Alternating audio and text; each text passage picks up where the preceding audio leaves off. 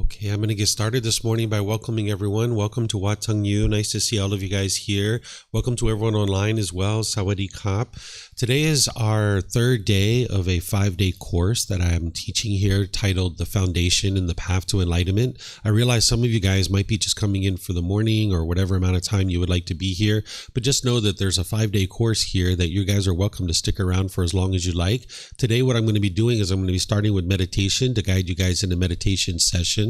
And then afterwards, I'm going to share a talk on transforming the mind, the three poisons: craving, anger, and ignorance. This is where you learn about the high level challenges that the Buddha discovered in the mind. It's called craving, anger, and ignorance. This is what's causing the mind to experience all the discontent feelings. And by understanding what the problem is in your mind and the solutions, then you can actually fix it and get to the point where the mind is actually enlightened, where the mind can be peaceful, calm, serene, and content with joy, no longer experiencing any discontent feelings. So by the time you get to enlightenment, the mind no longer experiences any anger, sadness, frustration, irritation, annoyance, guilt, shame, fear, stress, anxiety, loneliness, boredom, shyness, resentment, jealousy. All these feelings and others are eliminated from the mind. And that comes through training of the mind and purification of the mind. So this topic that I'm going to teach after meditation is helping you to understand what the problems are in the unenlightened mind,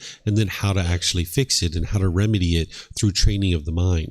And you can see that your mind is moving closer and closer to enlightenment and actually attain enlightenment, because you'll see that your discontent feelings are gradually eliminated, gradually diminishing, and eventually getting to the point where you no longer experience them. After our mid-morning break, I'm then going to teach something called the 5 precepts. These are 5 impactful decisions that you could make either wisely or unwisely, and it'll either produce wholesome or unwholesome results for you. So you guys are welcome to learn that as well if you'd like. And then after our lunch break, I'm going to be teaching walking meditation. This is really good if you have an overactive mind and you find it challenging to be still.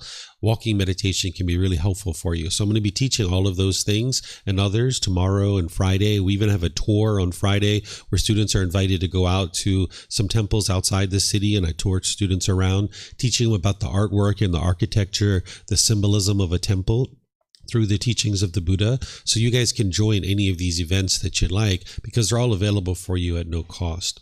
So if you'd like to join for meditation, the way that we start our classes and our events here each time is with some chanting to ease into meditation. The chanting that we do, it isn't anything mystical or magical. There's no rites or rituals or ceremonies or worship in the teachings of the Buddha. If you've ever been around things that are referred to as Buddhism and they're doing rites or rituals and ceremonies of worship, this isn't actually the teachings of the Buddha. So the chanting that we're doing here, chanting originated during the lifetime of the Buddha as a way to commit the teachings to memory. So every 2 weeks, his students would come together and they would recite his teachings orally, because his teachings were oral. They didn't write things down during his lifetime because the technology to write things down didn't exist in that region of the world. So they needed to chant his teachings every 2 weeks in order to commit them to memory. So this is how chanting came about. So you can see that there isn't anything mystical or magical about chanting, and it's not a rite or ritual or ceremony or worship or even prayer or anything like that. Today, we don't need to chant in order to remember the teachings, because we have books and audiobooks, videos, podcasts, all these different kinds of things. But we still chant in order to ease the mind into meditation and get more benefit out of the meditation itself, because it helps to kind of slow the mind down, build some awareness of mind and awareness of breath as you're easing into the meditation. If you read the translations on the chanting sheet that are in English, you're going to see a lot of appreciation and gratitude and respect for the Buddha. And because of that, I don't even think the Buddha actually created these chants, because a Buddha who is enlightened, he would have eliminated his ego or his arrogance, and he wouldn't walked around and saying, here, chant these chants to me out of respect for me. Instead, the students, having learned how to move from the anger and the sadness and the frustration and all these other discontent feelings to the peace and the joy that is the enlightened mental state, this teacher of Gautama Buddha helped them to be able to do that. And he didn't want anything from his students. He didn't expect anything from his students. He just shared these teachings out of the kindness of his heart. And because of this, I suspect his students had an enormous amount of appreciation, gratitude, and respect for him, and they are probably the ones who actually created these chants, and they've been handed down for many years, where students are chanting them as a way to ease into meditation and get more benefit out of the meditation itself. So if you'd like to chant along as I'm chanting, you're more than welcome to chant along. It's going to help you to ease into your meditation and get more benefit. And then after the chanting, you're going to hear me come in with some guidance, helping you to actually meditate while we're actually meditating together, providing you instruction and guidance during the meditation. Then after that, there's going to be a period of time where it's just quiet and we're just meditating together. You might hear an occasional sound like a dog barking or a bird chirping, maybe a car going by or something like this. But all these sounds are impermanent. You can't be in an environment where it's permanently quiet.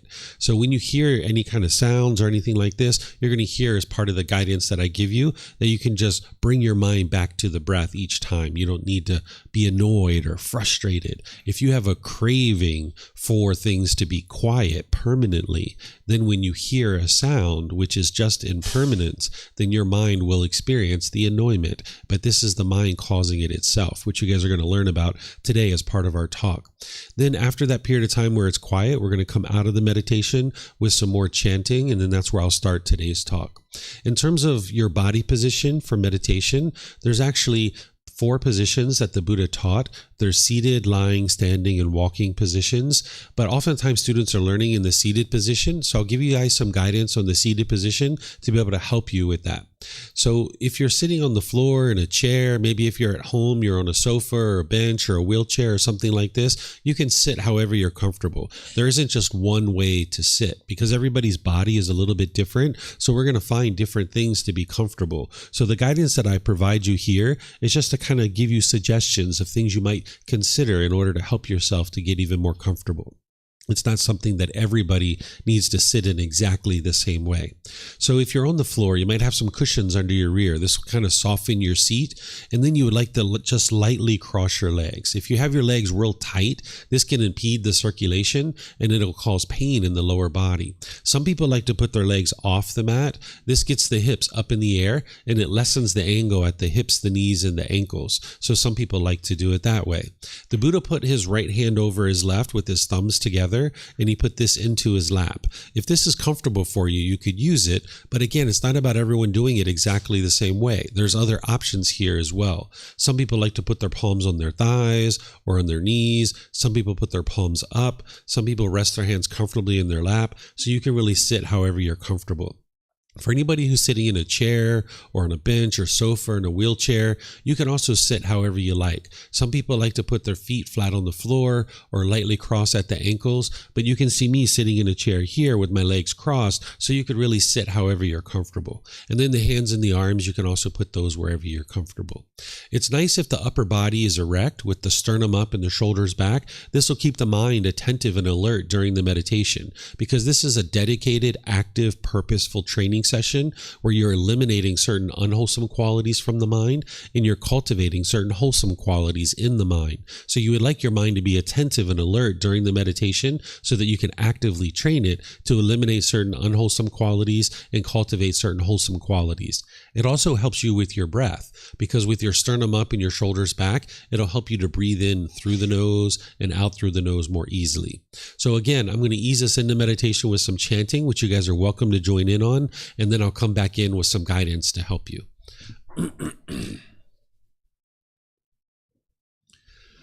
Arahang Samma Sambuddho Mahakava Bhutang Mahakavanhang Apiva Teami Savakato Mahakavata Tammo Dhammang Namasami Supatipano Mahakavato Savaka Sangho Sanghang Namami.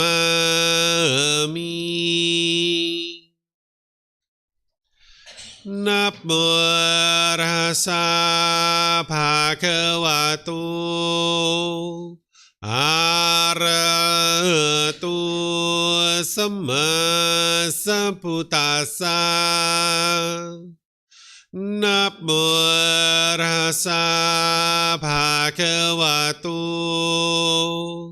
อะระหะโตสัมมาสัมพุทธัสสะนะโมตัสสะภะคะวะโตอะระหะโตสัมมาสัมพุทธัสสะอิติปิโสมะคะวะอะระหังสัมมาสัมพุทโธวิชาจารนังสัมมุโนสกขาโตโรกาวิตุอนุเตโรปุริสาดามาสติสตาตาวาปานุสนังพุทโธภาควาติ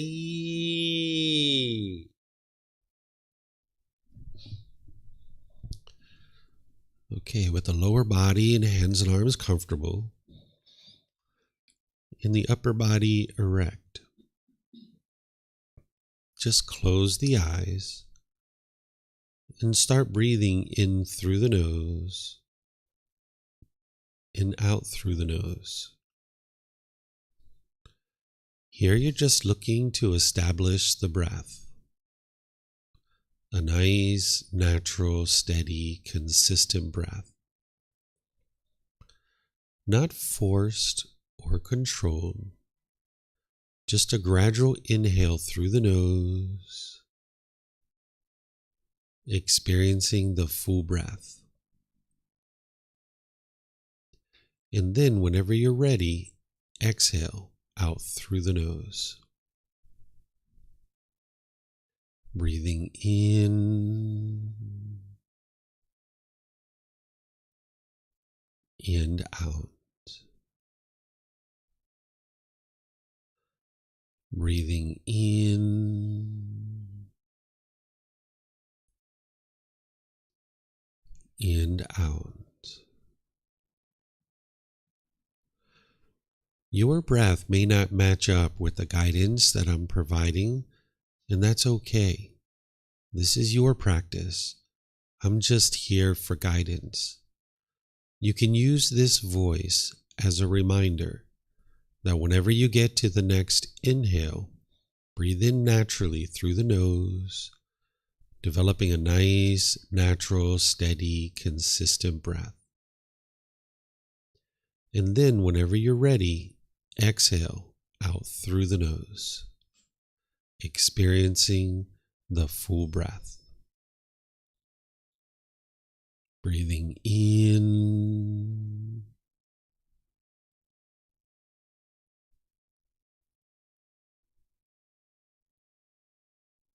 and out. Breathing in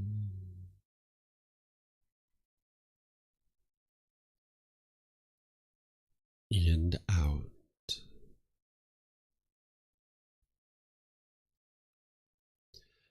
With the breath well established, start fixating the mind on the breath, either the sound of the breath coming into the nose or the sensation of air moving over the skin into the nose. The breath is the present moment. Fixate the mind on the breath, the present moment.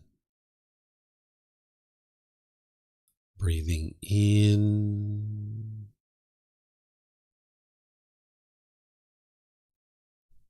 and out.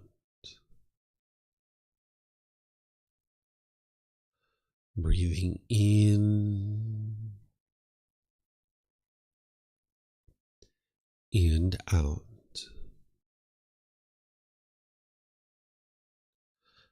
With the mind fixated on the breath, whenever you notice that it moves off the breath, cut that off, let it go, and come back to the breath, the present moment.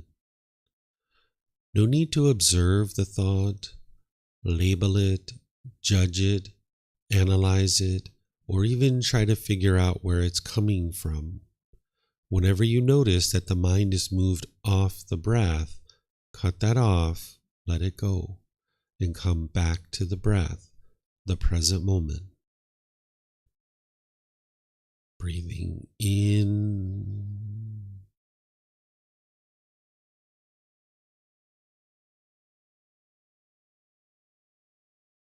and out.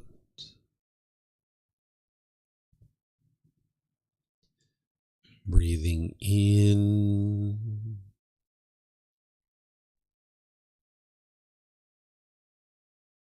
and out.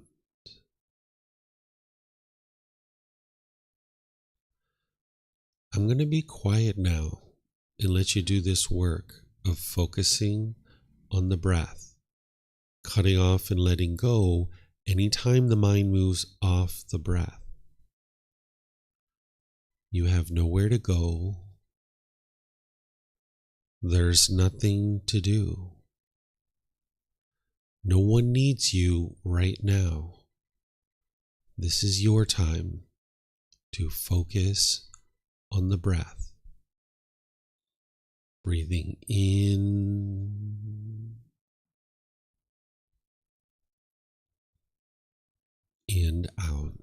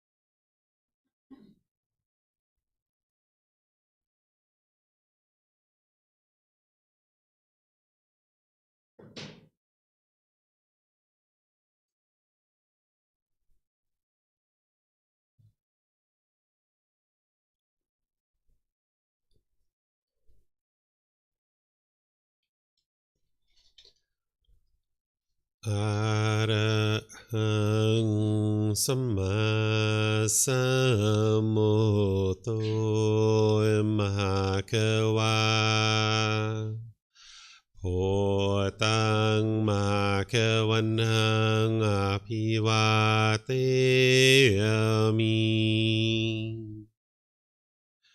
Sawakato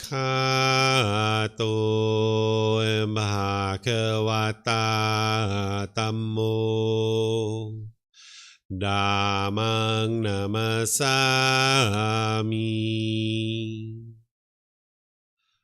Supatipano Bhagavato Savaka Sangho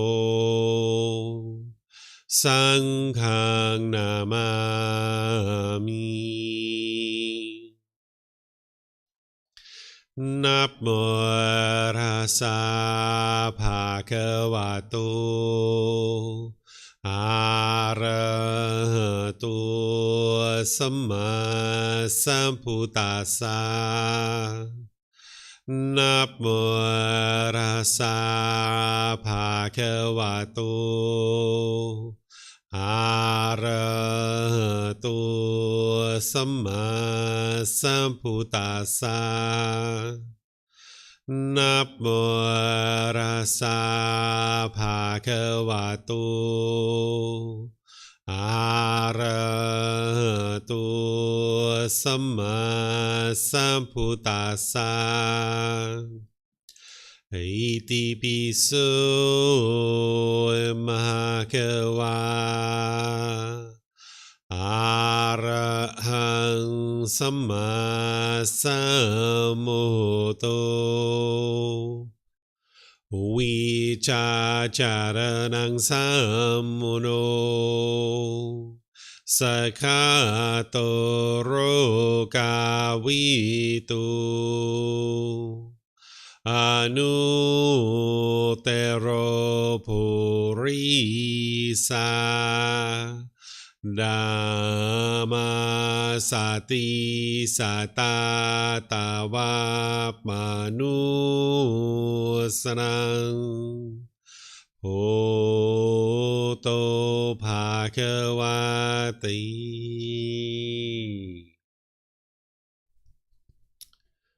Okay, if you guys would like to slowly make your way out of meditation. Once again, good morning to all of you guys. Sawadee Kap, Sawadee Kap. Welcome to Watang Yu. Welcome to everyone online as well who's joining us.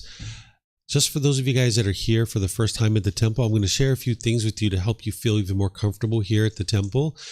And then after that, I'll go ahead and start today's class and help you guys to understand the topic that I was planning to teach.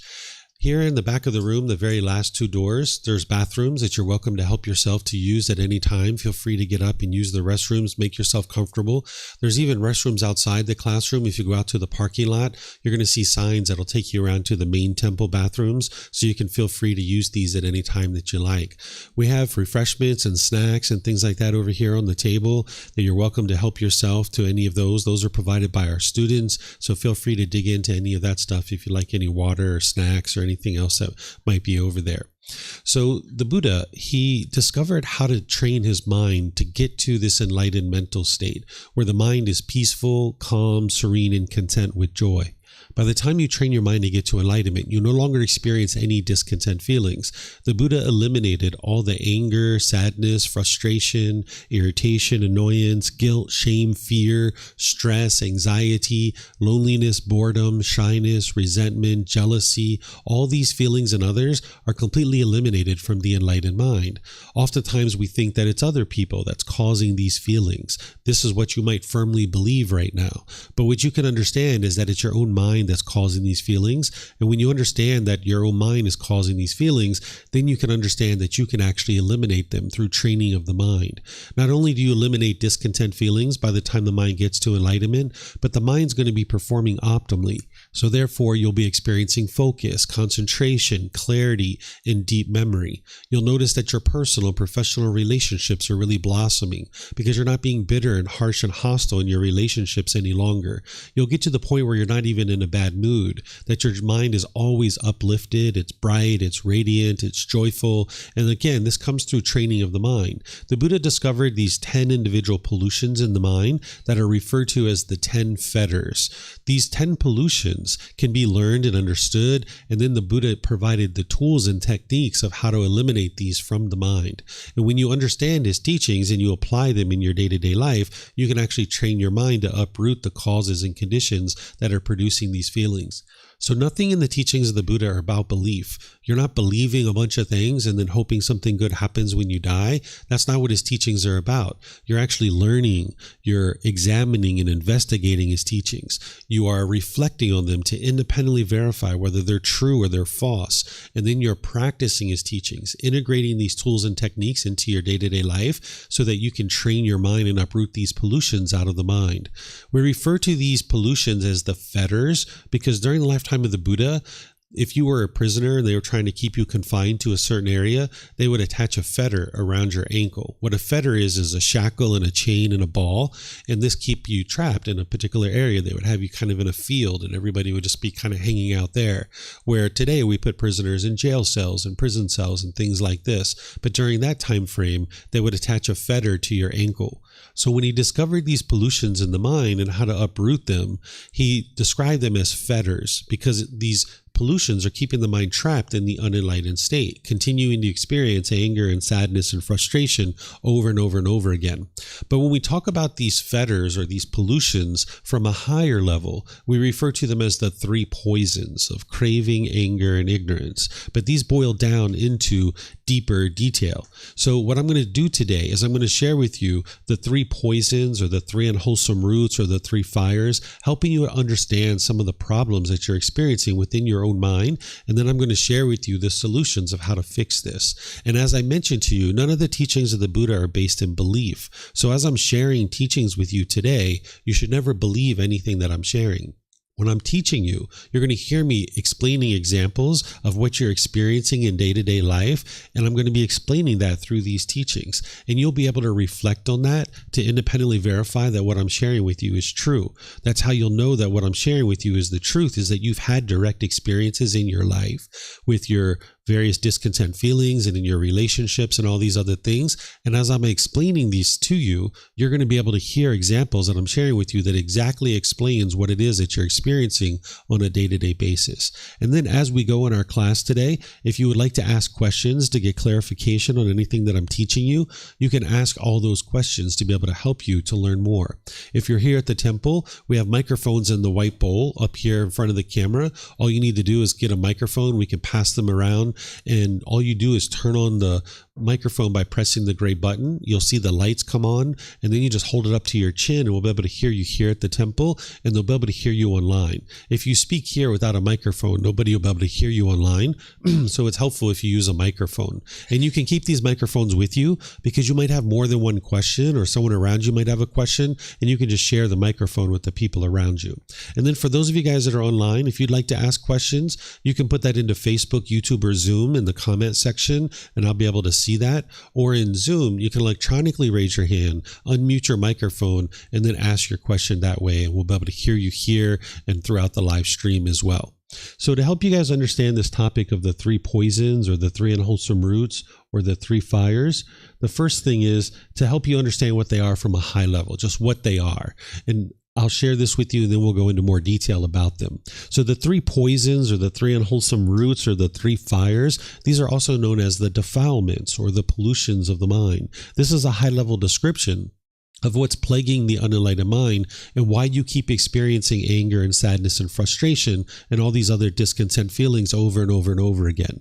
It explains the mind in the unenlightened state and how it makes decisions through these three poisons and how it's leading to unwholesome results in your life, or unwholesome karma.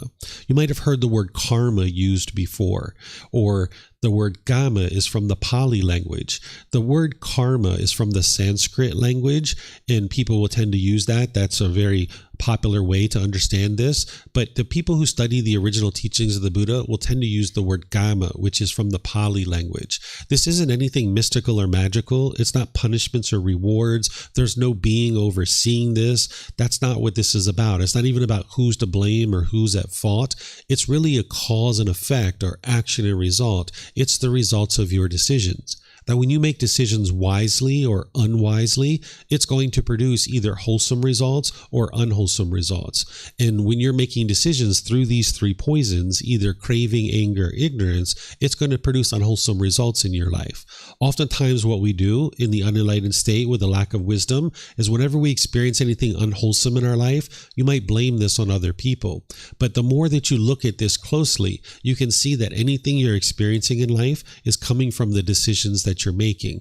And if you can see this more and more clearly, the beauty in this is that if there's anything in your life that you don't particularly care for and you would rather not occur, all you need to do is cultivate wisdom, make different decisions, and you will experience different results. But if what you experience in life is good luck and bad luck, or destiny or fate, or if it's other people that's causing these things to occur in your life, you have no ability to change anything in your life. You're locked in.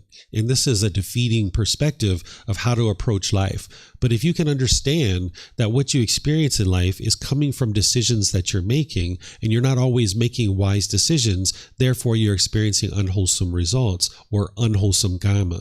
But you can get to a point where you fully cultivate the mind, you acquire wisdom, you eliminate these pollutions out of the mind, and now you can make wiser and wiser decisions where you're only experiencing wholesome results in your life. And this comes through training of the mind. So part of that is to understand the problems and then understand the solutions. And that's what I'm going to be sharing with you today as part of this talk, is help you understand some of the problems in your mind from a high level and some of the high level ways to actually solve it. There's detailed descriptions of all these things and even detailed teachings more than what I'm sharing with you today. This isn't going to fix everything in your mind in just one talk. You're going to need to learn the entire path to enlightenment to fully transform the mind. But this will get you started to understand some of the aspects of the mind. So if you're making decisions through these three poisons or these three unwholesome roots, you will experience unwholesome results. So the three poisons or three unwholesome roots or three fires explain the problems that the unenlightened mind is experiencing. And then through eradicating these from the mind, applying the antidotes or the remedies, you can actually solve this, where you eliminate these pollutions out of the mind and you won't keep experiencing unwholesome results in your life over and over and over again.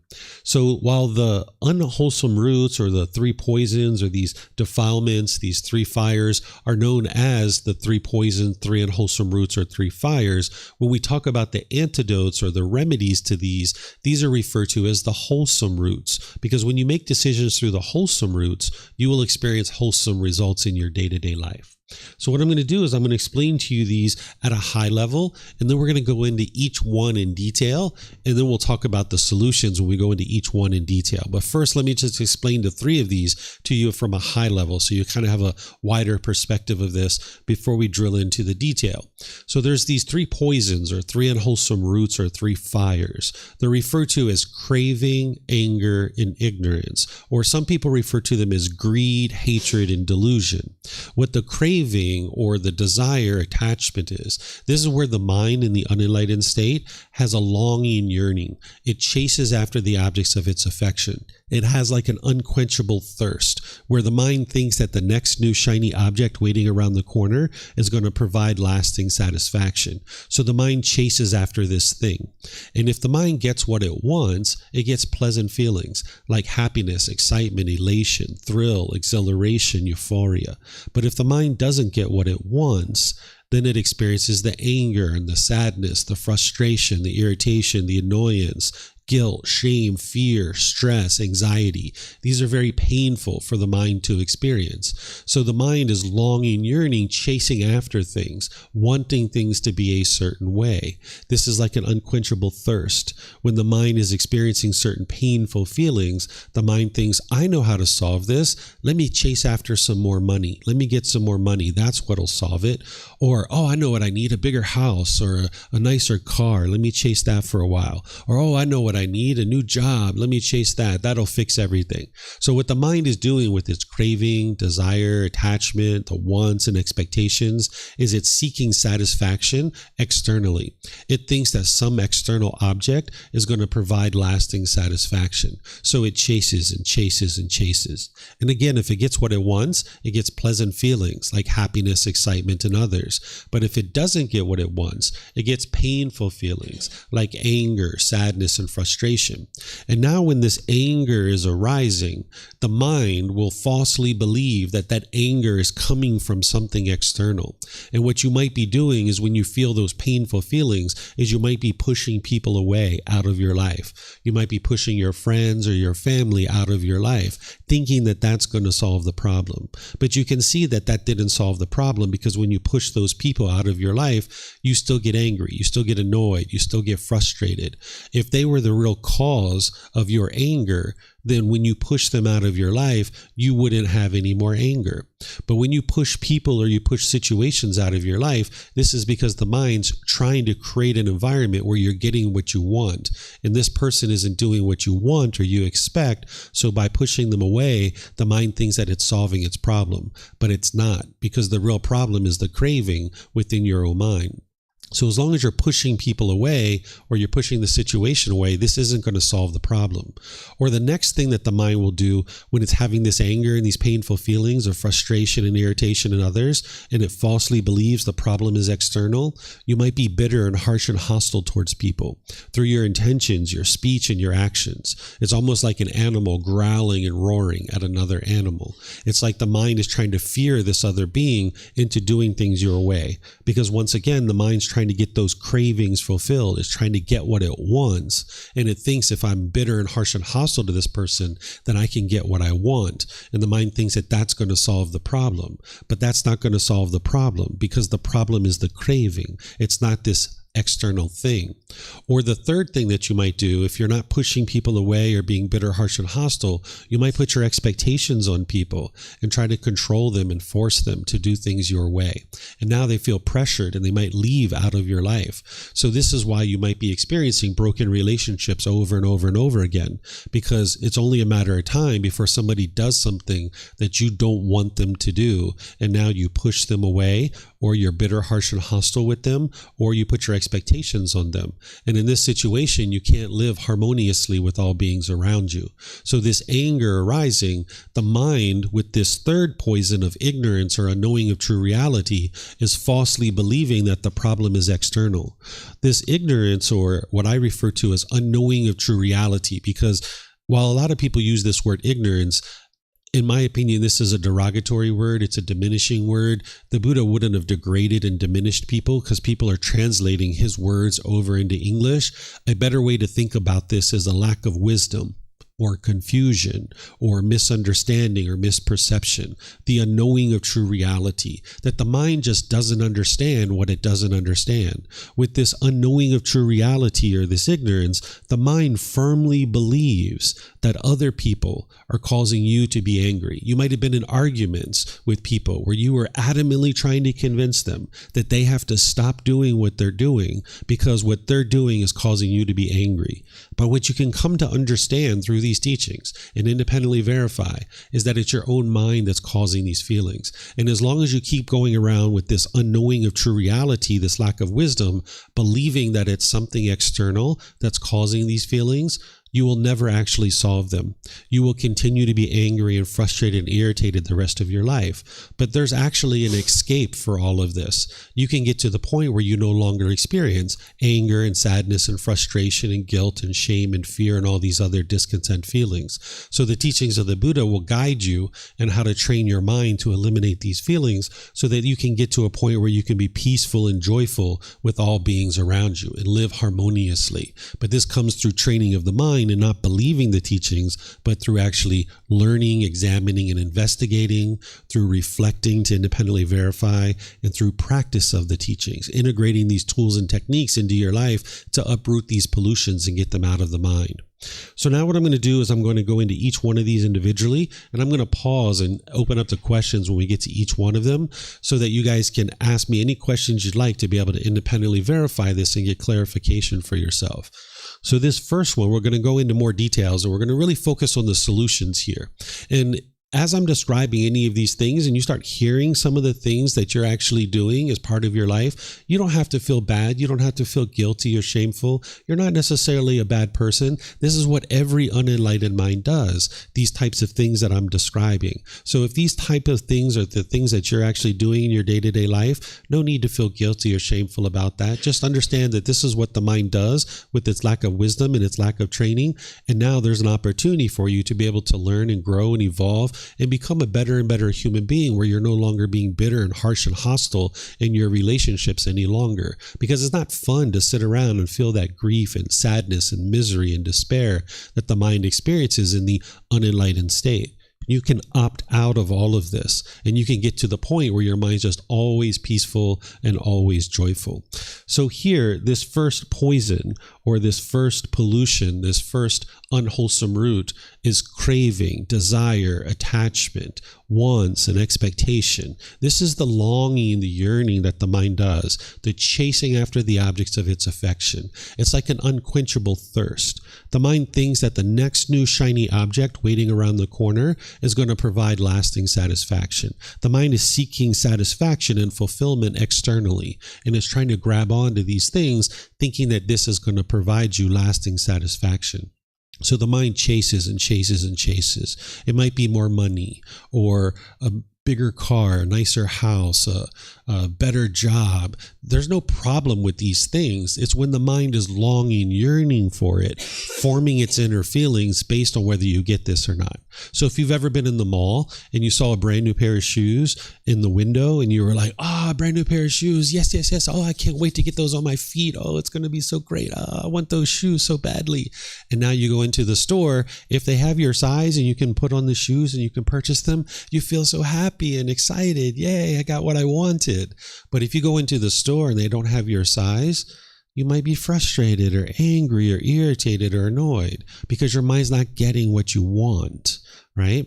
So now let's think about maybe like a relationship, like a boyfriend or girlfriend. If you can think back to the time that you've gotten together with a boyfriend or girlfriend for the first time, when you guys first got together, you first started dating, this might have been a really wonderful time in your life. You might have felt all this pleasure as a result of having this new person in your life. You had a maybe certain craving or desire, a longing, a yearning to have a partner in your life. And now when this person started showing you affection, they started messaging you, they started checking in on you to see how you're doing. Maybe you're going to the movies, maybe you're going to dinner, maybe you're going to the park, having great conversations, maybe you're even having intimate contact together. And during this time, things couldn't have been better. It was so pleasurable, right? right? But then over time, there were certain expectations that you had of this person, and this person couldn't meet your expectations all the time. And then that person had expectations of you, and you couldn't meet their expectations all the time. And now this relationship became a challenge, and you guys decided to break up. And during this period of time, you might have felt lonely or bored. You might have felt angry or frustrated that you guys broke up. What this was from was not your love. That's not what's causing the painful feelings. What's causing the painful feelings is that the mind is craving permanence. It's wanting this relationship to be permanent, when in reality, everything around you is impermanent. And as long as your mind is craving permanence, but yet you live in an impermanent world, in some situations you're going to get what you want and you'll get happy. And in other situations, you're not going to get what you want and you're going to get angry or sad or frustrated. So that person who you guys broke up, and now for a period of time you were angry or frustrated or agitated or some other discontent feeling like loneliness or boredom or something like this, this is not from the love, because love is a genuine interest in seeing all beings be well. That doesn't actually cause painful feelings. What was causing the painful feelings is the mind was holding on and wanting this relationship to be permanent, when in reality, this relationship was always impermanent. Even if you guys were going to be together for the rest of your life, more likely than not, one of you would have died first, and this relationship was impermanent. And as long as the mind's craving and holding on and wanting permanence, you'll experience those painful feelings when the mind's not getting what you want. You can think about this with grandma or grandpa or mom or dad or brothers or sisters. If you've had people close to you that have died, you might have grieved or felt sorrowful during this period of time. It wasn't the love that was causing that. That's the genuine interest in seeing all beings be well. What was happening is the mind was craving for grandma or grandpa to be permanent. And now when you experience this impermanence, meaning they died, then your mind didn't understand that, because you live in an impermanent world, but yet the mind is craving permanence. So if the mind's getting what it wants, which is grandma and grandpa alive, you'll be happy. But then when you're not getting what you want, the mind experiences sorrow, grief, or pain, or displeasure, or some feeling like that. You can look at this in other situations too. You can think back to when we were children. We wanted chocolate and ice cream maybe. And we went to mom and dad and we were like, Mommy, Daddy, I want chocolate ice cream. I want chocolate ice cream. Please get me chocolate and ice cream. And they say, here you go. Here's some chocolate and ice cream. Ah, thank you so much. You're the best mommy and daddy ever, right? And we're so happy and excited. And that goes on for a while. And each time we ask for chocolate and ice cream, we get what we want and we're so happy. But then the day comes where we say, Mommy, Daddy, I want chocolate. I want ice cream. And they say, no, you can't have it. We don't like it. You're the worst mommy and daddy ever, right? Because we're not getting what we wanted. We wanted that chocolate and ice cream to be permanent, and we thought it was permanent. We thought every time we would get it, but we didn't because of impermanence. This is the mind causing its own discontentedness. You can think about maybe like a car or another material object that you have purchased. Maybe you saved up your money for this thing and you were so proud to buy this brand new car perhaps. And now when you purchased it and you drove off the parking lot, you went to a store, you parked it, you went inside, and maybe if you came outside, you saw this scratch on the car. And you're so frustrated or agitated or annoyed. It's not the scratch that's causing that frustration. And it's not the person who scratched your car. What's causing the mind to be frustrated and agitated in that situation is the mind's craving permanence. It's wanting this car to look permanently beautiful, when in reality, you live in an impermanent world. So as long as the mind keeps craving permanence and wanting things to be a certain way, when you're experiencing impermanence, you're not going to like that, and the mind's going to be frustrated. So you need to get to the point where you understand that these cravings are causing all these discontent feelings.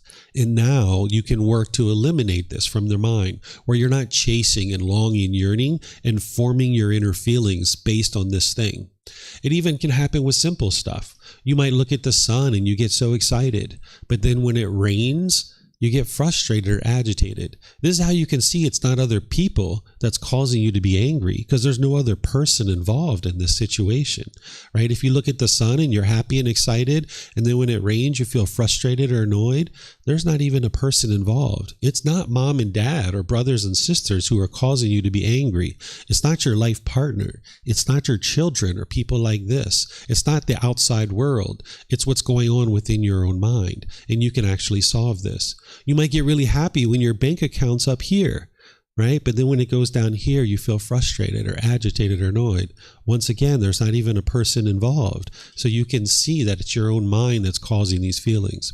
So I could tell you example after example, because I lived this life before, and I have had students that ask me many questions about all the different situations that they have. You guys can ask those questions. If you're having trouble to see that it's your own mind that's causing these feelings, let me know and I will help you to be able to see it.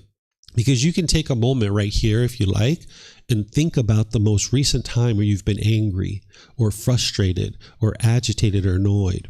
Maybe at that time you were trying to blame other people, because that's typically what the mind does, is it tries to blame others for the feelings that you experience. But maybe this was this morning or yesterday or last week where you were angry or frustrated or agitated or annoyed. Look at that situation with these fresh eyes. What was it that your mind wanted? That if you would have gotten it, you would have been happy. But because you didn't get what you wanted, your mind was annoyed or frustrated or agitated. You can look at it, and if you look at it objectively, you can see that it's your own mind that's causing these feelings. And this is a big step forward to really break through and be able to actually solve this. Because if you continue to believe that it's other people that's causing these feelings, you'll never actually solve your problem. But if you can see and have this breakthrough to be able to see that it's your own mind that's causing these feelings, well, now you can just apply the tools and techniques to actually fix it. And then you can actually get to a real solution where you no longer need to experience anger and frustration and sadness and all these other discontent feelings. So the Buddha teaches a core central teaching that I taught yesterday. It's called the Eightfold Path. This is the complete perfect plan that's going to guide you in eliminating your craving, your desire, your chasing and longing, yearning, your forming of inner feelings based on external things. And if you haven't learned that with me, I've recorded it many times. It's in our books, in our audiobooks, our podcasts, our videos, and all this is available to you at no cost. You can learn this, and I teach it in other courses and programs as well because it's such a core central teaching. But there's two techniques that are really targeting craving, desire, attachment. It's the Eightfold Path that you need to learn in its entirety to eliminate craving, desire, attachment, and get to the peace and joy. But these two are actually targeting this craving, desire, attachment, which is breathing, mindfulness, meditation, and generosity. These are two techniques that are training your mind to let go. So this breathing mindfulness meditation that we just did this morning, where we're focused on the breath, and when the mind moves off the breath, you cut that off and let it go. This meditation isn't to eliminate your thoughts. It's to train your mind to let go, because that's what the mind's not able to do in the unenlightened state because it hasn't been trained to do so. It's craving permanence. So if you think back to that boyfriend or girlfriend that you were with and you broke up and you were angry or frustrated or feeling lonely or bored, you experienced that for a period of time. But then at some point you were like, you know what? If he wants to be with someone else, so be it. And you let go. Or if she wants to move to another part of the world, so be it. And you let go. And when you let go, your mind regained its peace and it regained its joy. But as long as you were holding on and craving that permanence with that person, you were really struggling during that period of time. So what you need to be able to do is train your mind to let go. So this meditation, a breathing mindfulness meditation, we're not trying to eliminate our thoughts because that's impossible. As long as you're alive, you're going to have thoughts. But when your mind moves off the breath and you're cutting that off and letting it go and bringing your mind back to the breath, this is training your mind to let go, let go, let go. Okay. And now the generosity is accomplishing the same thing, that when you're practicing the giving and sharing of more than is strictly required in any given situation without any expectation of anything in return, such as your time, your effort, your energy, your resources, this is training your mind to let go. Because with craving, desire, attachment in your mind, you'll tend to be selfish. You'll tend to hold on to things very tightly. You'll want things to be self-satisfying. You won't be interested in sharing with other people. So this practice of generosity is training you to live open-handedly so you can be joyful in sharing with other people. We learn to kind of share as we're growing up, but we're not always taught why. This is actually why, because it trains your mind to let go. But you need to be able to share without any expectation of anything in return. Because if you're standing there holding the door or walking into the store, for example, and somebody's behind you walking through, and you're standing there with the expectation that they will say thank you, and they don't say thank you, you'll be frustrated. You'll be annoyed because the mind is craving a thank you. It wants this permanent thank you. The mind thinks that if I'm doing this, everyone who walks through here should be saying thank you. That's the mind craving permanence. So if you've ever done that and you've been standing there being frustrated, this is your mind causing the frustration because it's craving permanence. Some people are going to say thank you when they walk past. Other people aren't. That is impermanence. But as long as your mind is standing there craving permanence, you will have that frustration or other discontent feelings arising. So you need to understand the impermanent nature of the world, that some people are going to say thank you and some people aren't. And this is just the nature of the world, right? But if we crave permanence in any situation, you're going to sometimes get what you want and sometimes you're not going to get what you want. So the breathing mindfulness meditation is going to train your mind to let go, let go, let go. It's also helping you build awareness of mind or mindfulness. It's helping you to build concentration, some other qualities like this. But it's also helping you to let go so that the mind can be learning how to let go. So if 10, 20, 30 times during this meditation this morning, you had to let go, let go, let go, this is really wonderful. You're not bad at meditation. Don't think of it that way, right? Especially if you're just getting started. You're not going to be an expert in meditation. Even enlightened beings still have thoughts during their meditation, but they have long periods of time where the mind's quiet and still between their thoughts. So you're going to have thoughts in meditation, but more and more you can train your mind to let go, so that in day-to-day life, when you're out and about and you're noticing the anger starting to arise, you can cut that off and let it go. You can let go, right? And if you do this enough, eventually you'll purify the mind where you won't have the arising of anger any longer. So it's the breathing mindfulness meditation and the generosity that's training your mind to let go. So I'm going to pause here and see if you guys have any questions. Remember, here at the temple, you guys can use the microphones, and then online you can put that into Facebook, YouTube, or Zoom, or you can raise your hand in Zoom and ask any questions that you like. So does anybody here or online have any questions you guys would like to ask about what I'm sharing?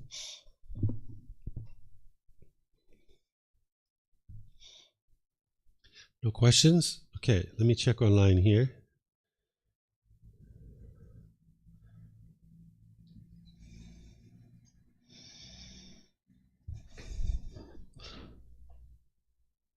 Okay, I'm not seeing any questions. So let's move on to the next one. So this first one is the craving. This is the cause of discontentedness. If the mind gets what it wants, it gets the pleasant feelings. If it doesn't get what it wants, it gets the painful feelings. And one of the things that can arise that's very painful is its anger.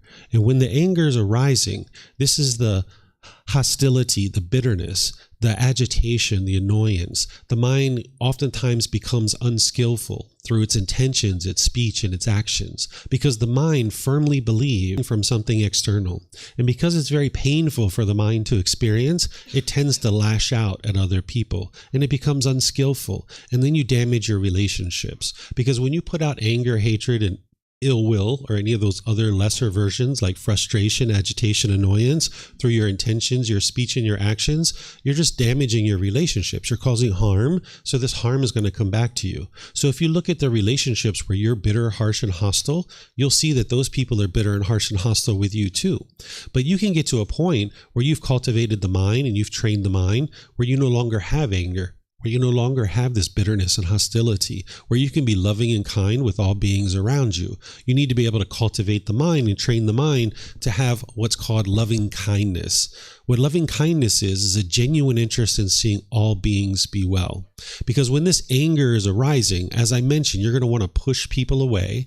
You're going to potentially be bitter, harsh, and hostile, or put your expectations on people. Try to control them to do things your way. The mind thinks if I can just get my cravings fulfilled, then everything will be perfect. And the mind continues to be stuck in this over and over and over again. So as long as the mind continues to get angry and frustrated and agitated, you're going to notice that the bitterness and hostility is coming out, and you're damaging these relationships that you could otherwise have a lot of success and fulfillment and satisfaction in.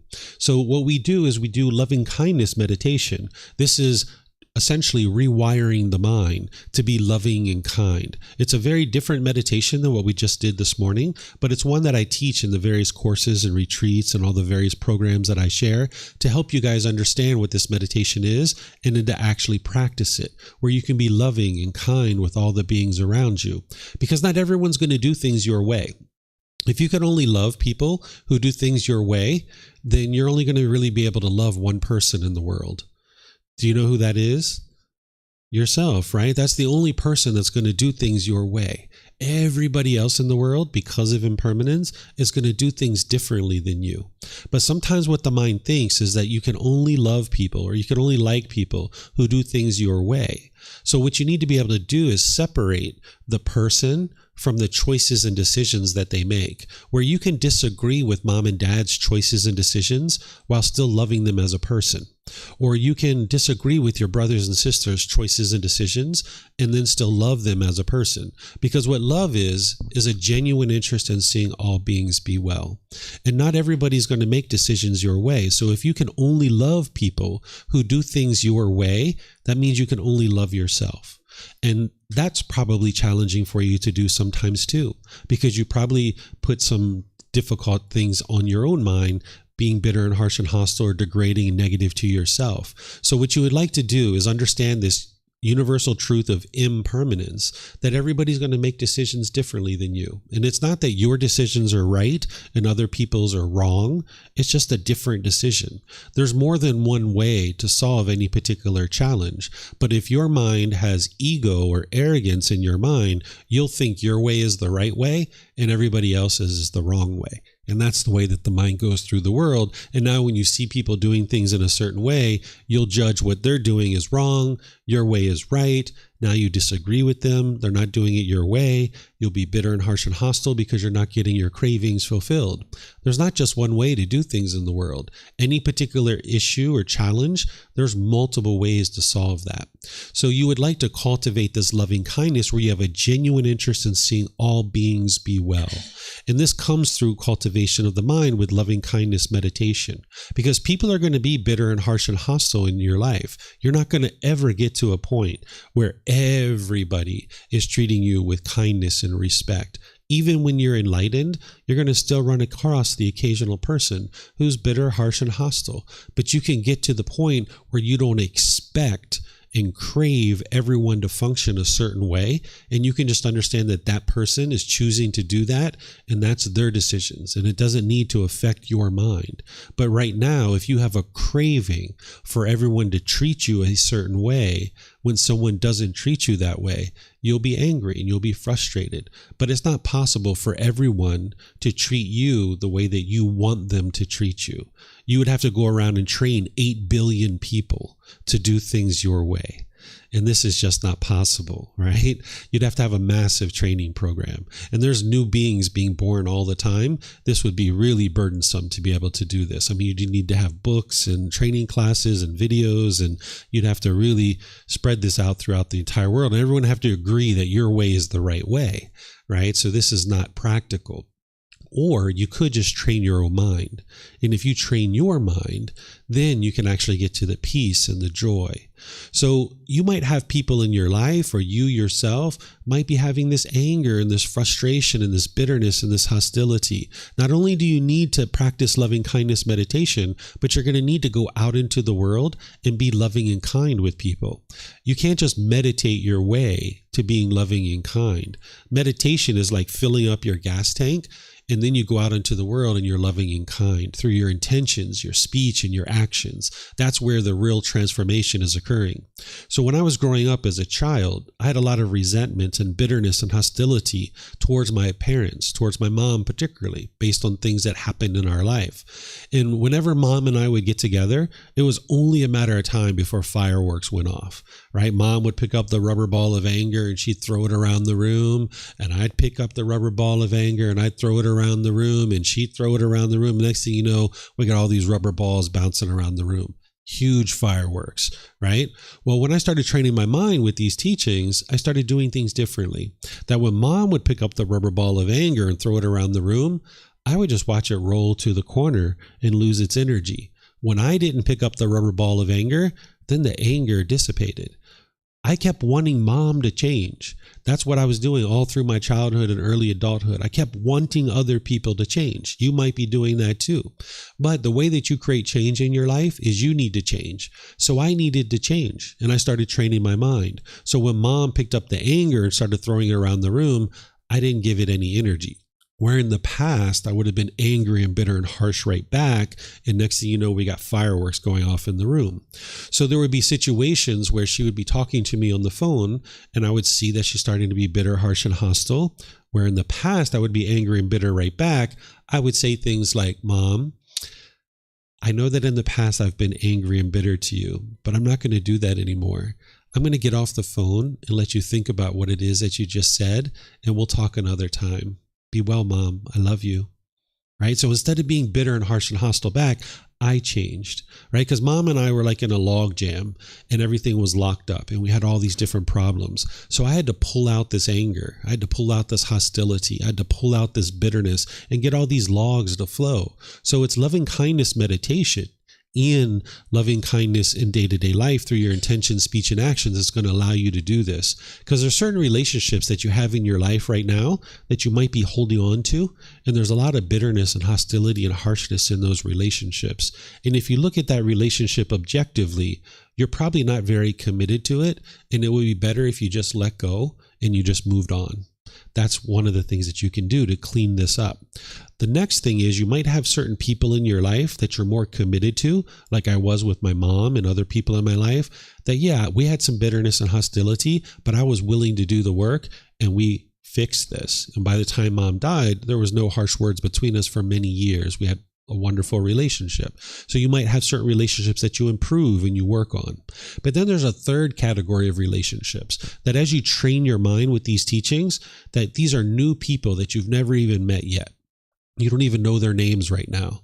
But by the time you train your mind with this loving kindness, you'll only ever be loving and kind in those relationships. And now that's all you'll experience in those relationships. So this is how you clean up your life and your relationships, is you let go of certain relationships and move on that you know that you're not committed to them. There's too much bitterness and hostility in those relationships, and it's better to move on. So you got to just let go and move on.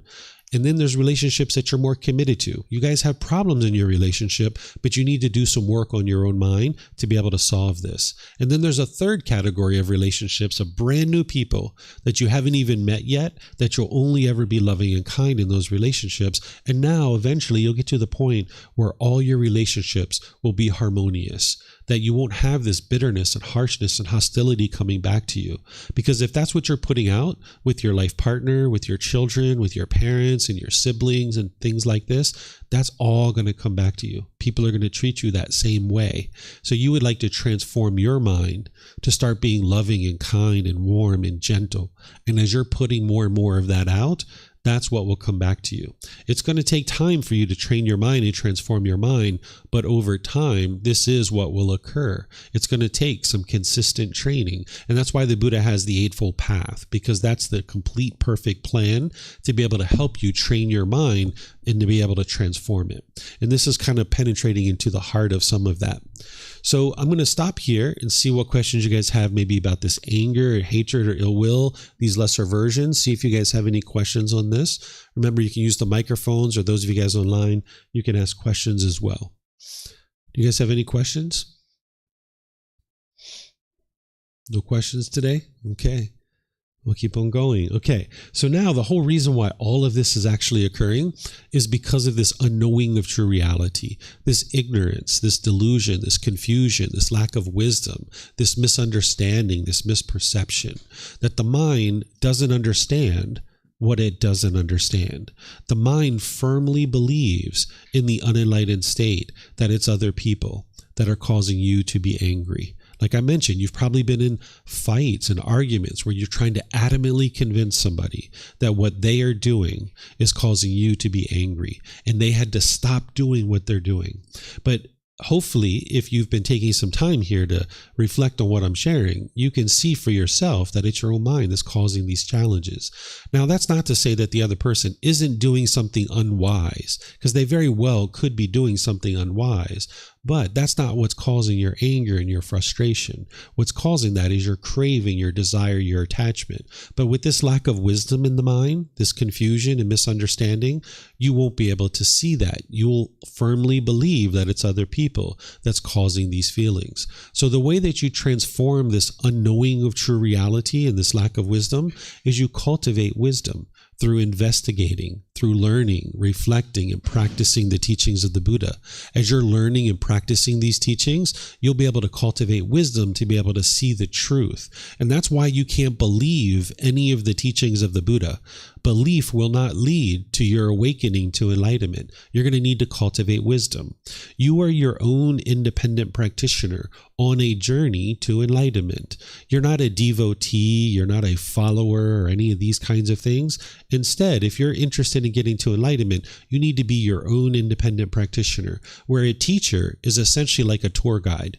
We're pointing out for you the things that you need to learn and understand, and we're providing you the resources to be able to do that. But it's you that's actually doing the work to learn and practice the teachings. Sure, we're doing that work too to be able to share them with you, but it's you that needs to decide that you're done with these painful feelings, you're done with all this misery and despair, and you would like to escape out of this. And now you're going to apply time, effort, and energy to be able to now learn and grow and develop, to awaken to this wisdom of enlightenment. And when you're awakening, what you're doing is you're cultivating wisdom. You're not believing any of the teachings, because with belief, you don't know what's true or what's false, because somebody convinced you to believe this, or maybe you've convinced yourself to believe something. So the teachings of the Buddha aren't about believing a bunch of things and then hoping something good happens when you die. It's about learning now, reflecting now to independently verify the teachings and to practice now. And because you're learning, reflecting, and practicing now, you see the results now in this life. You'll see that your discontentedness is gradually diminishing, because you know in situations where you were once angry or frustrated or agitated or annoyed, and when you're training your mind in these teachings and you see that same situation occurring for you and your mind's no longer frustrated or agitated or annoyed, you'll know that it's these teachings that are guiding you to that improved mental state. And this is accomplished through cultivation of wisdom, that you need to learn about the three universal truths, the Four Noble Truths, the Eightfold Path, the Five Precepts, the Brahma Viharas, the natural law of Karma, the Seven Factors of Enlightenment, extensive meditation training, eliminating the 10 fetters. The teachings of the Buddha are referred to as the natural laws of existence. What he's doing is he's teaching you the way the world is. He's not teaching you the way the world should be. He's not giving you a bunch of rules or commandments. And if everybody follows these rules, the world will become a peaceful place. Instead, he's showing you the natural laws. Because when you're having anger and sadness and frustration, this is the mind struggling, because it's in a world that it doesn't understand, that you live in a world that the mind just doesn't understand. If you've ever sat and watched the news, or you heard some story about your brother and sister or your mom or dad, and you're just like, I don't understand why they keep doing that. I just have no idea why they keep doing it that way, right? This is the mind living in a world that it doesn't understand. So what the Buddha is doing for you is he's helping you understand these natural laws and how the world actually functions. And now you can go out into the world making decisions through these natural laws. When we lacked wisdom of the natural law of gravity, We all made unwise decisions. We fell down. We hurt ourselves. We made unwise decisions, and it produced unwholesome results. But as we cultivated wisdom of that natural law, slowly but surely, we started making wiser and wiser decisions, and we experienced wholesome results. And that's what you need to be able to do with all these other natural laws as well, that you can gradually learn and grow and develop to make wiser and wiser decisions. And that is what will eradicate this ignorance or this unknowing of true reality, so that the mind no longer continues to crave and crave and crave, chasing after the objects of your affection, thinking that this thing is going to provide lasting satisfaction. But also, you're not interested in being on this other side, where your mind is dull and lethargic, and you're not pursuing any goals or objectives. There's this middle way that the Buddha taught, where you pursue things as a goal, objective, or interest. And now you can gradually work towards those without forming your inner feelings on whether you accomplish it or not. Because when you chase after things, you're only going to be happy when you get what you want, and then you're going to be sad when you don't get what you want. That's not going to lead to peace. But when you're all the way over here on the other side, where you're dull and lethargic, that's not going to be very peaceful either. You're going to feel unmotivated, unenthusiastic. So there's this middle way where you pursue things as a goal, as an objective, or an interest, but you don't form your inner feelings based on whether you acquire that thing or not. You just work towards it, and now slowly but surely you accomplish all your different goals in life. So there's this middle way that you can gradually work towards, but you're going to need wisdom to be able to do that and actually train the mind. So while we refer to this as craving, anger, and ignorance, it's really because of ignorance that craving and anger continues to exist in the mind. If it wasn't for this lack of wisdom, for this ignorance, craving wouldn't continue to exist, and you wouldn't experience the anger. So it's through the cultivation of wisdom and training your mind that you can eliminate that ignorance, which then is going to help you eliminate your cravings, and which is what will eliminate your anger. So the teachings of the Buddha are here for you to be able to help you to be able to do that. So just as a little bit of a recap before we finish up, I'll open up to any last questions that you guys have, even though you haven't had any questions yet. If you have any questions, you'll have this last opportunity here, is that what we talked about is the three poisons, or the three unwholesome roots, or the three fires. This is craving, anger, and ignorance, or the unknowing of true reality. Some people refer to this as greed, hatred, and delusion, or desire, ill will, and confusion. And then when you understand what these problems are from a high level, then you start learning about the antidotes, or the remedies, which are referred to as the three wholesome roots. The wholesome roots are generosity, loving kindness, and wisdom. These are the exact opposites, because craving is that selfish desire and holding on to things tightly, wanting things to be a certain way. Generosity is just the opposite. It's living open-handedly and sharing with other people. The anger, hatred, and ill will, that bitterness and hostility, the opposite of that is loving kindness, where you have a genuine interest in seeing all beings be well. You can love beings as they are, unconditionally. Then the opposite of the ignorance, or the unknowing of true reality, the lack of wisdom, the confusion, misunderstanding, is to cultivate wisdom. These are the exact opposites. And now when you're making decisions through those, you'll experience wholesome results in your day-to-day life. So this path to enlightenment is a purification of the mind, where you're eradicating the unwholesome roots of craving, anger, and ignorance, and cultivating the wholesome roots of generosity, loving kindness, and wisdom. Okay, so any questions at all you guys have here, just let me know. No questions, gentlemen? You guys have been having questions all week. You have questions? Yeah, get a mic. I had a feeling you guys had questions. Rachel has some questions. Yeah.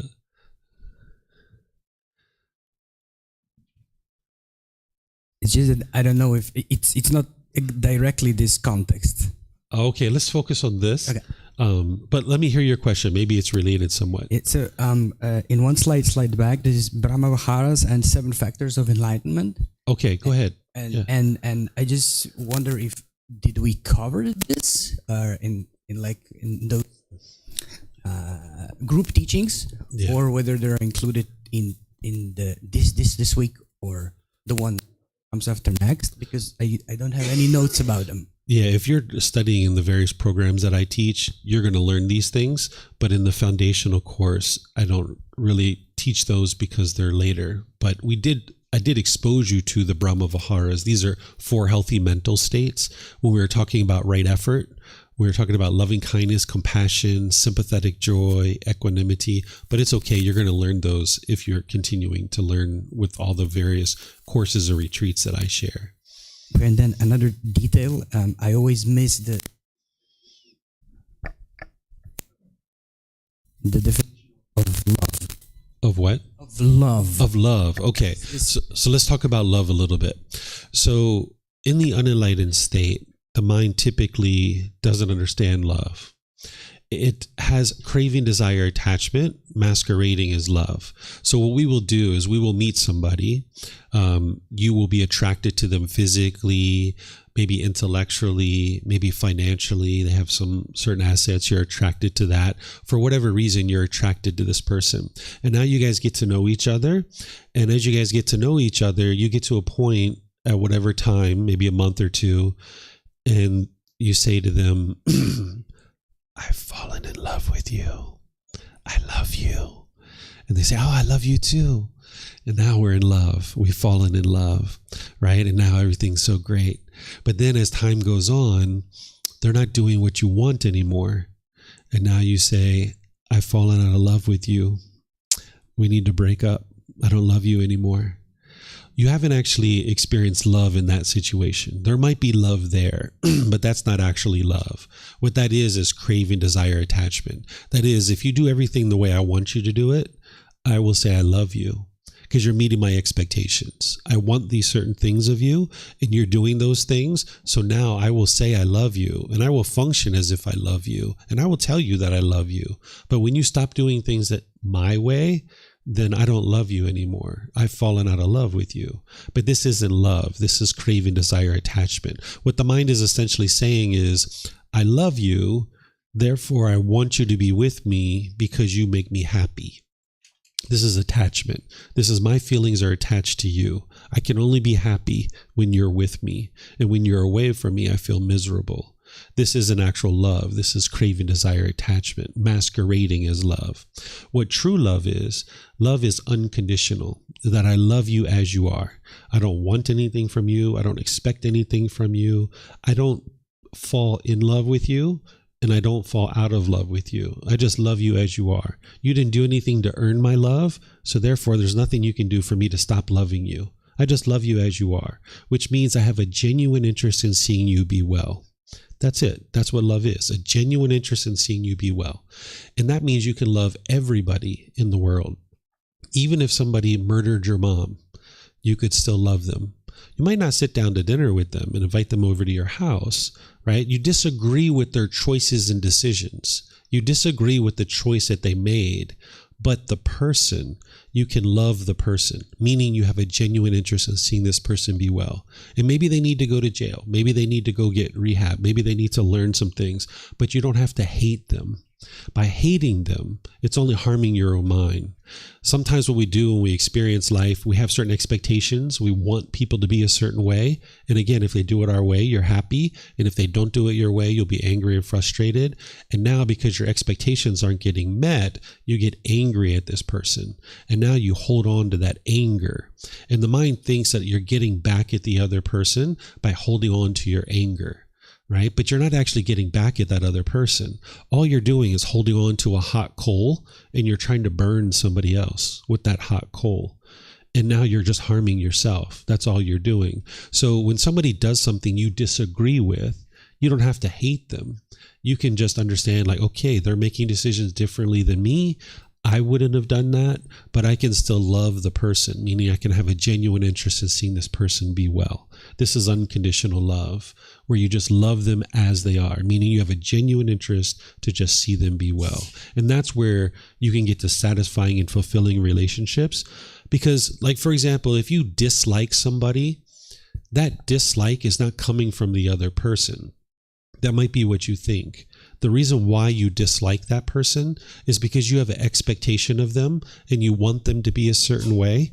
And because they're not that way, you dislike them. right? By the time you get to enlightenment, you'll like everybody. You can love everybody. And you just understand, yeah, people are going to do things differently. And that's just impermanence. That's okay, right? But if you have expectations and you have cravings in your mind, you're wanting people to be a certain way, you can only like people who do things your way. And it's only a matter of time before one of your friends or family members do things differently than you, and now you don't like them, right? So you can get to a point where you get rid of all of that, and you just realize that people are going to do things differently, and that's okay, and you just love them as they are. Because what the mind will do with this craving, desire, attachment is you'll put your expectations on people and try to control people and get them to do things your way. But part of loving someone as they are is to not put expectations on them. As long as you're putting expectations on people and trying to control them, you're not loving them as they are. You're trying to control them to do things your way because you're trying to get your cravings fulfilled. And this is causing complications in your relationships. You might even have people that are doing this to you. Oftentimes parents have unconditional love in their mind where they love you unconditionally, but they have these expectations that are polluting that love. And it's very hard for you to be able to see their love because they're putting these expectations on you and trying to control you. And if you've grown up in this kind of environment where your parents are putting their expectations on you and you think that this is love, then when you have a life partner, like a boyfriend or girlfriend, you might be putting your expectations on that person because you haven't experienced true love where someone loves you as you are without any expectations. You haven't learned how to love other people without expectations. So you might be going around life putting expectations on people, trying to control them, and now it's hindering you from having harmonious relationships. So in your relationship with your parents, if you're getting a lot of expectations from them, you got to understand that that's not their love. That's their cravings, desires, attachments. That's them craving permanence and wanting you to be a certain way. The love that they have in there is that unconditional love that no matter what you do, they will still love you. But this craving, desire, attachment, these expectations are polluting that true love. So if you get that craving, desire, attachment, those expectations out of the way, your true love can shine through, and now people can feel it more and more that you just have this genuine interest in seeing them be well, and you don't want anything from them or expect anything from them. That's unconditional love. So from the perspective of enlightened person, of enlightened state, love is never directed toward specific being. It's a state of mind toward everything that is defined as being.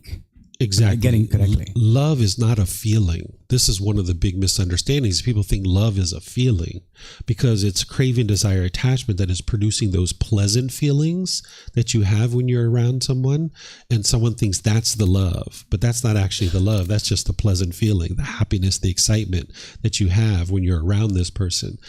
Love is a mental state. It's a mental quality that you're practicing at all times where you have this genuine interest in seeing all beings be well. Thank you. Mm-hmm. You're welcome. Yes, ma'am. Sorry, Galit was back there.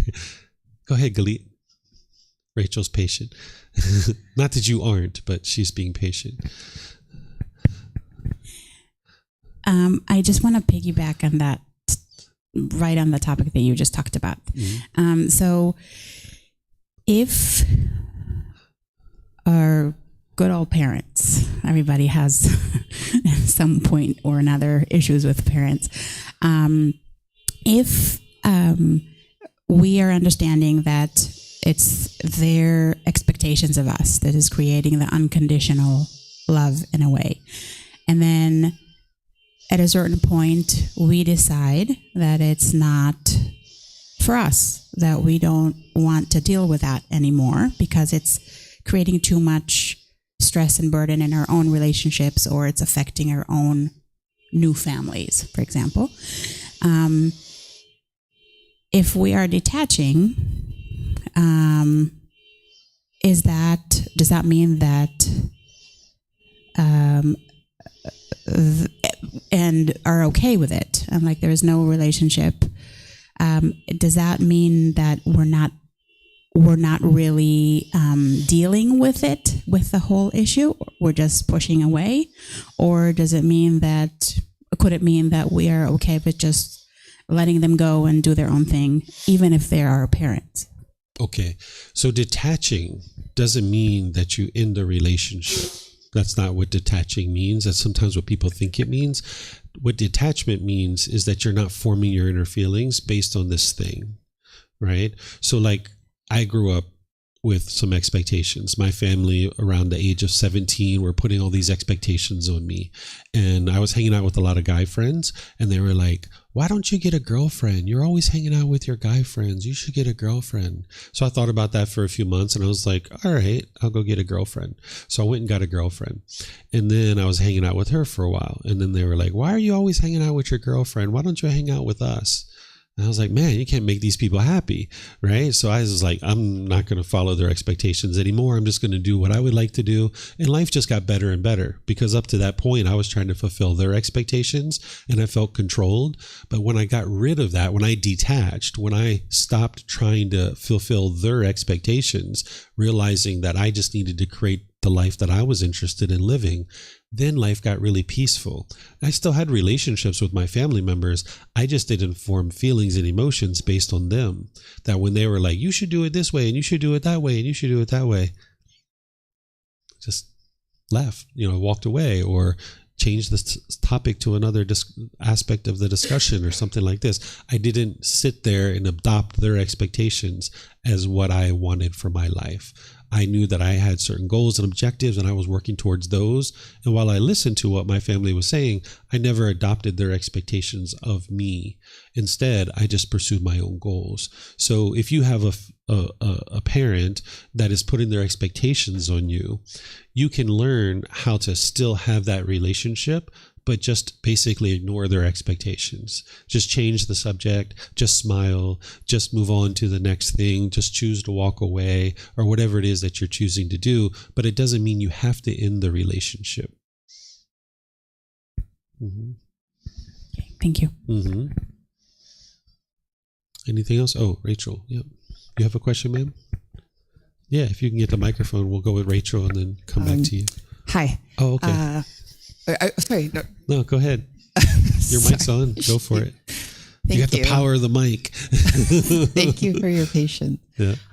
This is actually, I'm just sitting in this morning, and so I just wanted to say thank you. Mm-hmm. And everything you're saying resonates deeply, I'm sure with many. And I kind of wanted to continue with a very simple but honest question. I have issues with my mother. I now have issues in my relationship. I'm also a I think it's still on. Okay. Yeah. So when I think about all this, it all resonates. And every time I've come towards this, there's always been this overwhelming feeling of where do I start? Mm-hmm. How do I even begin? Because every time I talk to my mother, or even last night I had a fight with my husband about I just get overwhelmed and I start to wonder, where is that first thread? Like, where do I begin? Yeah. So with the lack of wisdom, the mind doesn't know where to begin, right? It doesn't have the ability to even get started on this. Where you get started is within your own mind. You don't just go out and start repairing your relationships right away. You got to fix your own mind. And this is kind of like the oil pipe is busted. You don't go clean up the oil spill first. You stop the pipe from spewing oil all over the place. And that's where you got to start, within your own mind. So if you start with this first book, Developing a Life Practice, The Path That Leads to Enlightenment, we have a 13-book series, but it's the first book is where to get started. And then I have programs all throughout the year where you can learn like little by little, like each Sunday, just for like an hour and a half or so. Or you can learn in a program like this where I have a 5-day training. You can see the courses on the schedule over there or on our website. Go to buddhadailywisdom.com. You can see all the schedules. But all these books and all these things are available for you at no cost. You can download it for free. you can take it and go print it. You can get printed versions here by just reimbursing us for the printing cost, or you can order it on Amazon. And all the classes, courses, retreats, even personal guidance is available at no cost. And whether you're here in Chiang Mai or you travel around the world, you can learn, because I live stream all the classes, and even the personal guidance you can schedule, and we meet in Zoom one-on-one. So there's help for you here. I would suggest you start with reading the first book and start attending the classes, either whatever works for your schedule. Like on the weekends, there's Sunday classes. If you'd like to take a week-long course or retreat, these are available for you. Even for those of you guys that are here now, if you guys would like to learn for the rest of this week, you can be coming here all the rest of this week, because even though you missed the first part of the course, it's okay because it was recorded, and now you can continue from this point forward. But it's the first book, and taking the classes and courses, which is the place to start, because that's going to give you the tools and the techniques that you need to be able to train your own mind. And then within a matter of months, you'll have enough wisdom to now start functioning more skillfully in your relationships, and then you can start clearing those out. But it doesn't make sense to go focus on those until you work on your own mind and you have the real wisdom that you need to be successful in those relationships. Thank you. Yeah, you're welcome.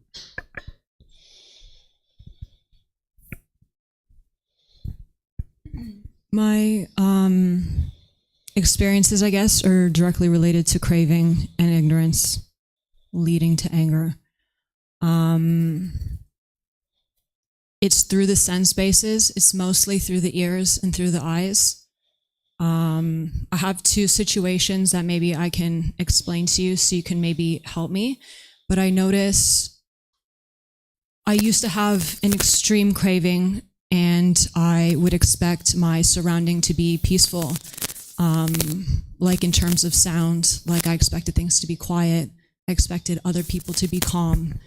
And many things I'm able now to cut off the moment I feel it as a bodily feeling.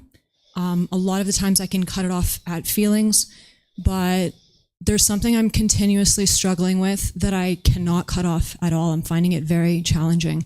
And it's what I would deem to be gross. I don't know how to explain it, but I definitely find myself gross too, but sometimes other people too, like mucus and spit and blood and hair in particular. Like if you can see another human close and their hair is dirty, it's just like things that I would deem gross. I have a very challenging time to just cut something off as a bodily sensation. But I definitely think I'm gross too. Like I understand that, excrements, I guess, could be dirty, and that's something you may not want to have. If you're making wise decisions, you may not want to be around certain things. So two situations is, one is with a relationship I wanted to maintain and a relationship I still have. And I'm able to practice in the moment, like I'm able to generate loving kindness for this individual. I'm able to sit there and continue to have meals and things with this individual. But for example, they put a lot of food in their mouth, and then they're talking to me and chewing with their mouth open, and it's coming out of their mouth, and sometimes on my food, on me. And then I'm like, oh my goodness. And I cannot cut it off. It's right away a feeling. And I'm able to maintain the relationship and laugh and have a good time and not create ill will in my mind for this individual, but I cannot cut it off in the body. I'm discontent in the mind. Okay. So Rachel's been studying a little bit with me, so she understands a couple of things that I haven't taught here today.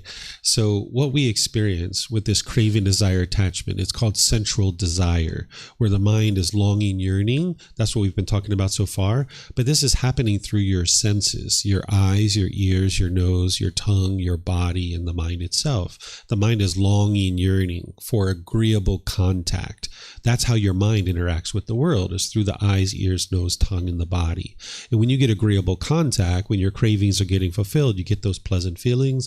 And when you're not getting your cravings fulfilled, when you're getting these disagreeable contact through your sense bases, that's where your discontentedness of painful feelings are going to arise. So in this situation, you're having disagreeable contact, right? And this would be disagreeable to a lot of people who have certain cravings, desires, attachments. So there's a matter of eliminating the craving, desire, attachment to get to the peace and joy. But then there's also a matter of wise decision making, like sitting in front of somebody while they're spitting out food and their food's going into your food. This is unwise. You would like to make decisions to change that, whether it's moving away or moving to another table or these kinds of things. This would be wise for you to do. But that by itself isn't going to solve the discontentedness where the mind is wanting things to be a certain way. So we can't just push away a person or a situation and that's going to solve your frustration or whatever feelings you're experiencing, annoyment or what have you. So with continued training with the Eightfold Path and training the mind with the breathing mindfulness meditation, the generosity and all those other things on the path, that's going to ultimately eliminate this craving from the mind. So while we talk about cut off and let go, it's really not just cut it off and let it go. It's cut it off and cut it off and cut it off and cut it off. You're going to need to do this many, many, many, many times before the mind will let go of its craving. Sounds like this is a pretty strong one. So where you've been able to cut off and let go of other ones, this one is just more deeply rooted and you can't cut it off very easily. So there's a real spectrum of cravings, even though we call it craving, desire, attachment. It's like, there's that little craving that you want a pack of M&Ms and you go into the 7-Eleven and they have a pack and you're excited, or they don't have one and you're frustrated, but you can let that go within 30 seconds perhaps. But then you have this other things over here, maybe like your dad or your siblings, where you really want them to be a certain way. And now the mind has trouble because these are deeply held attachments. You can't just let them go in 30 seconds. So this one is somewhere in between there, right? And you're going to need to just keep doing breathing mindfulness meditation, keep practicing generosity in the moment, cutting it off and letting it go. But that's not to say that you shouldn't make a wise decision to maybe sit, like if you're at a 4-top table and they're sitting over here, you sit over here, right? Like you can still do those kinds of things, and that'll be better for you, because instead of sitting right in front of them where the food is coming out onto your food and on your body, this is a lot of contact to deal with. Whereas if you can sit to the side, you can still be in this situation where you see them, the food's coming out and they're doing whatever they're doing, but you can let go of your expectation of wanting them to be a certain way and realize that this is the way that that person eats. And your role in life is not to teach everybody else of what they should or shouldn't be doing. But also as a loving, caring friend or family member, I'm not sure who this person is, but you can also do things to help them, right? Like at other times you can say, hey, have you ever noticed that when you eat, like you tend to talk with a lot of food in your mouth? Have you ever noticed that? And they're like, no, not really. Why? Oh, I was just curious. Have you ever run into any problems where people got annoyed or frustrated with you that you're spitting food out and stuff like this? So usually one of the best ways to help somebody is like ask them questions instead of like telling them something, instead of saying like, you got to stop spitting your food out at me. Like this is like, whoa, what's she talking about? But you can very kindly and very skillfully ask questions like, have you ever noticed this? Have you ever been aware of this? Has anyone ever mentioned to you about this kind of thing? And then this will kind of bring to their awareness. And then it's up to them to decide whether or not they're going to fix that. You're not giving them unsolicited guidance, or you're not telling them what they should or shouldn't do. You're just asking them questions to kind of bring it up in their mind and give them an opportunity to look at it and choose for themselves of whether they would like to fix it or not. But in the meantime, you got to work on getting rid of your craving, desire, attachment for them to be a certain way.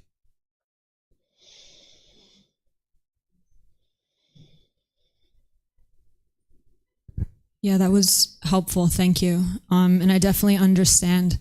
And that makes sense. So that kind of leads into my next question of when is it, sometimes I'm confused of when it's appropriate to maybe ask someone a question, that is someone I maintain a relationship with. So yes, that makes sense that that's appropriate. But then my second situation is like a complete stranger. For example, I'm on a bus and there's no other seats, right? And the batteries are impermanent, just like the Buddha said. And maybe this person is doing something unwise, and I may recognize that, and I'm able to distance myself from that. They're able to do whatever they want to do, but I'm unable to make a wise decision to maybe leave this situation, right?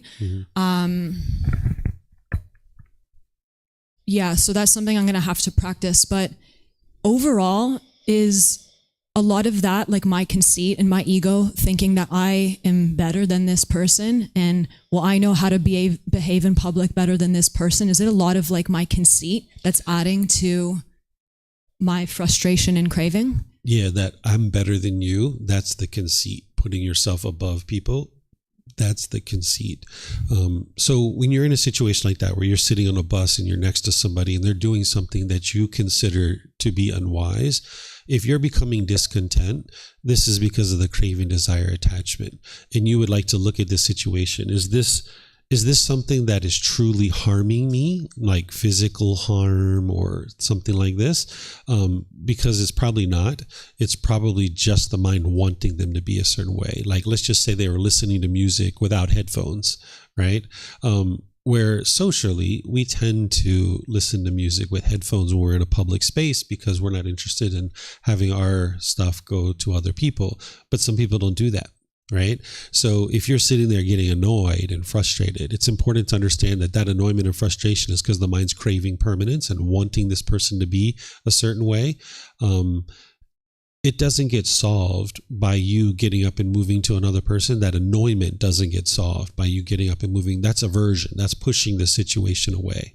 But it also doesn't mean you have to sit there and experience that too. So you need to be able to separate it of like, okay, this annoyment, this frustration I'm having, this is because of my craving and I need to get rid of this. And in that situation, sometimes it's good to just sit there and train your mind to let it go. Put your mind in that situation and don't allow it to do anything else. But also there are some situations where you might say, excuse me, sir, or excuse me, ma'am, would you mind listening to that with headphones? So learning how to eliminate your cravings, desires, attachment doesn't mean you're just sitting there and just, allowing these things to go on.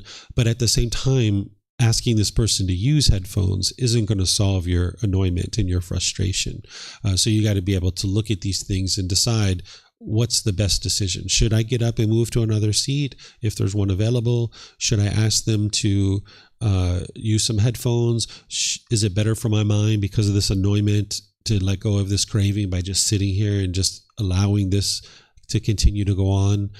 You have to look at each one of these situations closely and then respond accordingly. And as you're responding, you would like to respond instead of react, because that's what the unenlightened mind tends to do with its craving, desire, attachment, is you will react. You'd be like, man, why don't you just put on your headphones? Like, come on, right? Like you be bitter, harsh, and hostile. And now you just damaged a relationship where you don't have to just sit there and listen to it. You could ask them politely. And you would like to do that with the 5 factors of well-spoken speech, but understand that that's not going to solve your annoyment. You got to let go of that attachment, that craving. Okay. Galit, yeah, I have another question. Yeah. So I know we're supposed to get to the point where we unconditionally love everyone, but is there ever a point in a relationship, if it continues to cause you harm or whatnot, that it would be okay to cut off the relationship? Yeah, so there's aversion where you're pushing a relationship away, and then there's wise choices to move past a relationship. And the difference is what's going on in your own mind. Okay, so from the outside looking in, it looks exactly the same. A relationship just ended based on your choices. But the first one is not going to lead to beneficial results, where the mind falsely believes that the annoyment or the frustration or the agitation is coming from this person, and pushing this person away is going to solve this problem. And now that's called aversion, right? It's not going to solve the problem. But if you're in a relationship where maybe someone's physically abusive, right? You're not interested in staying in that relationship. You need to move on from that relationship. It's really unwise to be in a physically abusive relationship. But any kind of frustration or agitation within your own mind, it's coming from the craving, desire, attachment. So you need to be able to maintain right view, where you realize, I'm going to move on from this relationship because it's unwise for me to continue to experience this physical abuse. But this annoyment and frustration that you're experiencing, this doesn't get solved by moving on from the relationship. You need to get rid of the craving, desire, attachment. And it's the same thing that we're talking about here, but this is just a kind of isolated incident where this is more of a relationship. So you can choose to move on from something, but still maintain right view that you need to get rid of that craving, desire, attachment, because just pushing it away isn't going to solve the problem. But you're not interested in staying in an unhealthy situation. This is where it comes down to discernment or wise decision making. Khalid? Do you prefer time-wise that I wait? Okay. We could take a break here, or we can talk privately. You okay with that? Yeah, it's up to you. Okay, so normally I would have finished our talk by now, because we're going to take a little bit of a break, and then I'm going to come back and I'm going to teach you guys the 5 precepts. I don't see any questions online here either. So what we're going to do is take a 15-minute break. It's 11 o'clock. And then when we come back at 11:15, I'm going to pick up with the 5 precepts. These are 5 impactful decisions that you could make, either wisely or unwisely, that's going to produce either wholesome or unwholesome results. So thank you for your questions. Thank you for your interest to learn, and we can talk at break. And then if you guys would like to come back and learn some more, you're more than welcome to. And if not, then perhaps I might see you another time. Have a lovely rest of your day. Take care. Sawadee Kap. Sawadee Kap. Could you go back one slide?